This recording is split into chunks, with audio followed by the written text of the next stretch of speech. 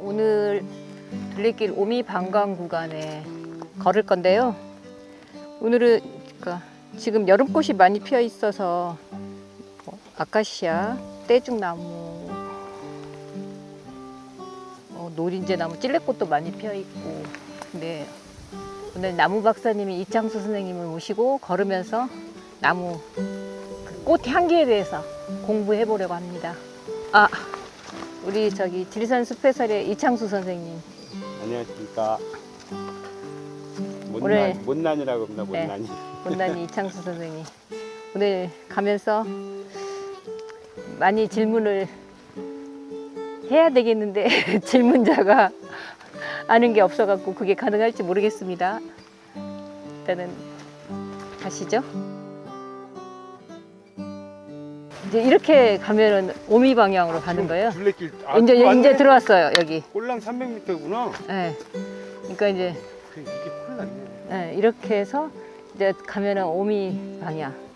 이제 이렇게 가면은 이제 방광 방면인데 이쪽이 이제 차나무도 있고 동백나무. 동백도 꽃이 뚝뚝 떨어지잖아요. 노각나무 꽃은 언제 펴요? 이제 좀 있으면 칩니다. 근데 걔는 숲속에 있으니까 나무가 엄청 키가 크잖아요. 크니까. 그래서 우리가 꽃을 찾아볼 수가 없어요. 숲길을 갔다가 바닥에 꽃이 떨어져 있으면 노각이다 하고 올려다 보면 그래서 찾아야 돼요. 하얗게 떨어져 있으면. 아니 노각나무 숲이는 딱 표가 아는데. 나니까 아는데 꽃은 못 본 꽃이 것 같아요. 떨어져야 찾아요. 너무 높아. 이 여름 꽃들의 특징이 되게 그렇죠. 그 나무 위에 있으니까 잘 안 보여요. 찔레 같은 경우는 이 작은 키 나무 덩굴이잖아요. 덩굴이라고 해야 되나 관목이잖아요. 떨기나무. 그러니까 우리 눈높이에 있으니까 우리가 보는데 다른 하얀꽃 나무들은 잘 보기가 힘들어요. 그래서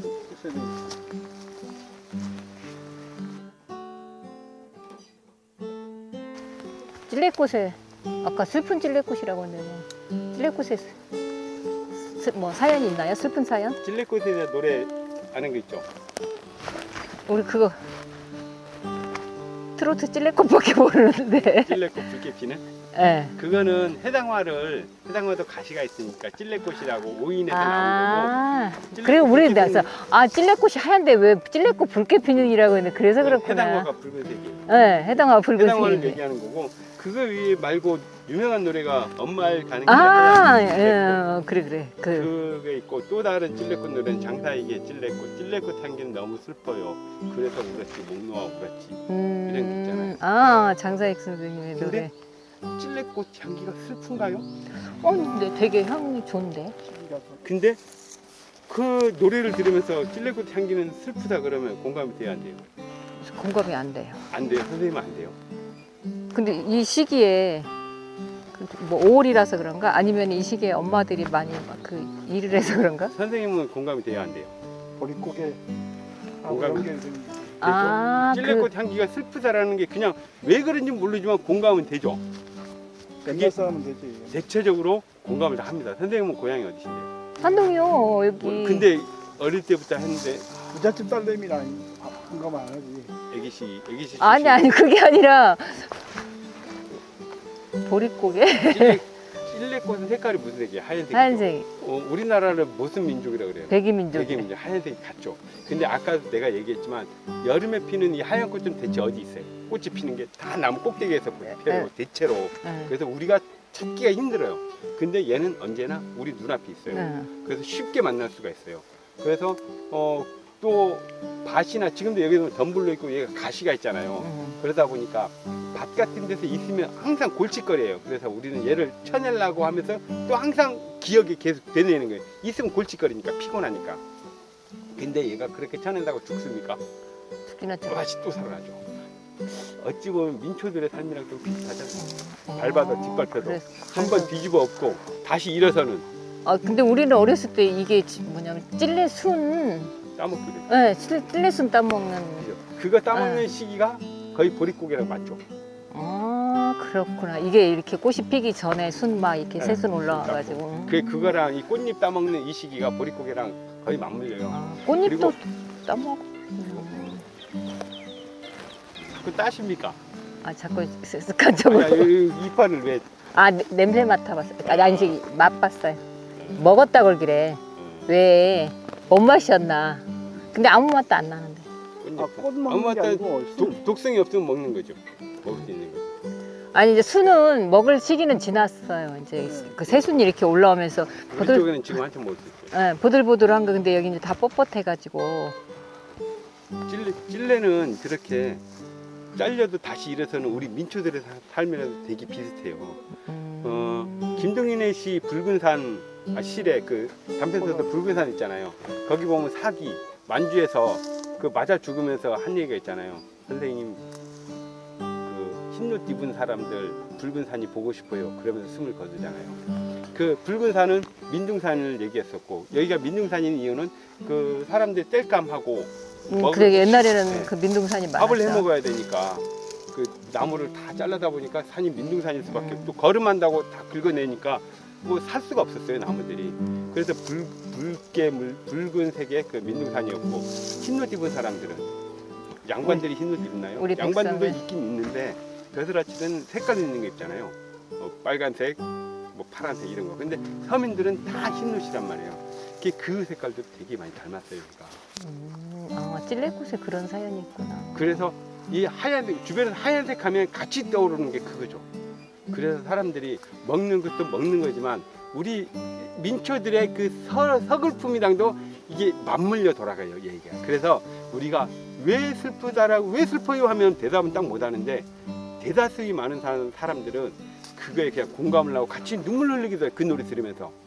그리고 김현실인가 그 엄마의 가는 길에 하얀 찔레꽃 하얀 잎은 맛돌렸지 뭐 배고픈 날 가만히 따먹었다오 엄마 부르며 따먹었다 이 노래 들으면서도 굉장히 내가 하면서 공감을 되게 많이 하잖아요. 그런 것들이 우리가 뭐 막 따먹고 이런 것도 있지만 알게 모르게 우리 민족적 서민들의 정서와도 이게 되게 많이 맞물려요.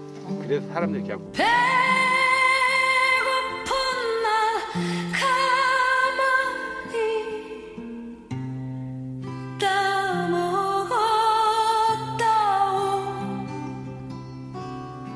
찔레꽃에 왜 찔레꽃이라고 했는가 그 유래. 찔레꽃은 요 보면은 가시가 있죠. 네. 쌀벌집니다. 찔리면은 정말 아파요. 그래서 우리가 함부로 이렇게 만지다가 탁탁 찔리니까 이 가시가 너무 날카로워서 그 가시에 찔린다고 해서 찔레고 또 이 향기가 다른 꽃들도 향기가 되게 좋긴 좋은데 이 향기는 되게 독특하면서 강해요. 그래서 코를 아무 생각 없이 코대고 이렇게 향기 맡았다가 그 향기에 콜록콜록 기침하는 친구들도 있어요. 간혹 나와요.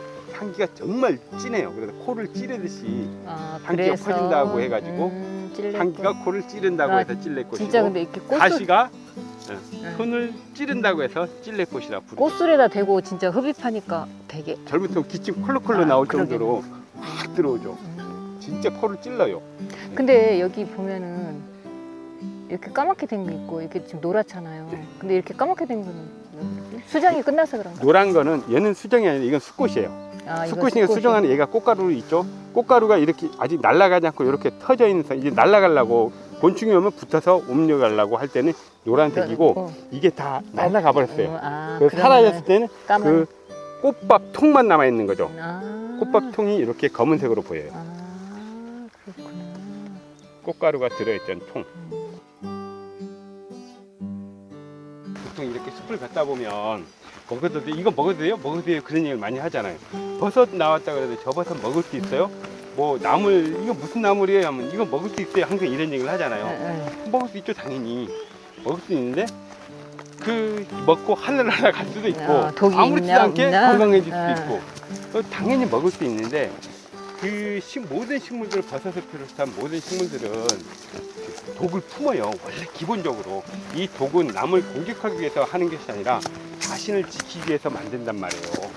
근데 이 독이 사람한테 이로우면 우리는 그걸 약이라 부르고 우리한테 먹었을 때 해로우면 그걸 독이라고 불러요. 근데 기본적으로 얘네들은 우리가 독이라고 해서 방어물, 자기를 지키는 방어물질을 만드는 거죠. 그걸 우리가 이용을 하는 건데 그걸 잘 모르고 그냥 우리한테 이로우면 약이다 그러고 안 좋으면은 독이다 그러고 이런 개념부터가 잘못된 거죠. 인간 입장에서만 생각을 하니까. 우리 입장에서 보니까 기본적으로 모든 식물 뭐 살아있는 모든 것들은 그 자기 면역체계이기 때문에 방어물질을 만들어요. 기본이에요, 그게 기본. 그런 생각 안 하고 먹어서 약이 되느냐 아니냐 이걸로 생각해서 먹을 수 있어요? 있어요? 하고 자꾸 물어보는데 모든 건 먹을 수 있어. 먹고 가느냐 마느냐 이것이 문제예요. 근데 그 독이 있다라고 하는 것들도 그 한의사분들이나 그 의료 행위할 때는 그 양을 조절하면서 그걸 약으로 쓰기도 하죠. 그 모든 것들은 그러니까 너무 우리 중심으로 사람 중심으로 해석하지 않았으면 하는 생각이 되게 크죠. 뭐 냄새도 그러면 독이 냄새는 독이 있는다기보다는 향기롭냐 향기롭지 않으냐, 아우 싫어하냐 아우 좋아, 이 개념이잖아요. 근데 얘네도 이 향을 내뿜을 때 사람 좋으라고 내뿜는 게 아니에요. 그러니까 그 백합 같은 경우에 그 거기서 내뿜는 물질 때문에 죽기도 하잖아요. 꽃향기 때문에요? 네. 나 그건 모르는데. 그 백합꽃을 방에다가 이렇게 맞으면 화병에다 꼽아놓고 네. 난 그건 그 몰라요. 밀폐되는 환경에서 이렇게 자거나 그러면 그런 거는 아마 유사과학일 수도 있어요. 우리가 선풍기 틀어놓고 자면 죽는다라고 하는 것처럼 유사과학. 옛날에는 그런 것도 제 집 속에 그 뭐지, 실내 정화 식물 많이 심으려면 밤에 얘네도 공기 먹어보니까 질식해서 죽는다 이런 얘기들 들어본 적 있어요? 식물은 잘 모르겠는데 나는 백합은 갖고 드라마에서도 가끔 그게 나왔던 것 같아. 그런 것들이 다 유사과학이거든요. 나는 모르겠어요. 백합이 해서 죽는다는 얘기를 못 들었어요. 근데 걔네들이 그 향기는 사람 좋으라, 어쨌든 그 향기라는 거는 사람 좋으라고 내뿜는 게 아니라 내가 직접 걸어가서 수정을 할 수 없으니까, 앞놈을 찾아갈 수 없으니까 나 대신 나한테 찾아갈 수 있는 그 누군가를 부르는 거란 말이에요. 나한테 오라. 근데 그렇게. 그 대상이 우리가 좀 안 좋아하는 것을 좋아하는 애들, 파리 같은 애를 부를 거면 냄새가 좀 우리가 생각하기에 안 좋은 냄새가 나갈 것이고, 벌이나 나비 같은 걸 부를 애들은 좀 향기롭고 꿀도 집어넣고 그렇게 하는 거죠.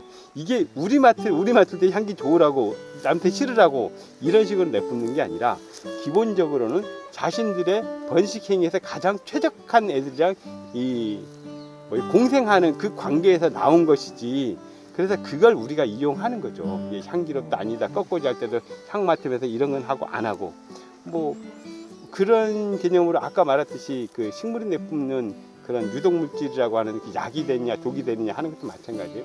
어떤 것들은 독이 되니까 우리가 절대 가까이 가지도 않지만 어떤 건 이로우니까 우리의 약으로 쓰기도 하고, 그리고 아로마 향 같은 거 할 때 이용하기도 하고, 그걸 우리한테 이로운 걸 갖고 하는 거죠. 근데 기본적으로 식물은 우리한테 이로우라고 우리한테 해로우라고 그러는 게 아니라 스스로를 지키기 위해서 하는 거죠. 꽃향기는 스스로 수정하기 위해서 자기랑 공생관계를 맺는 곤충을 부르기 위한 거죠.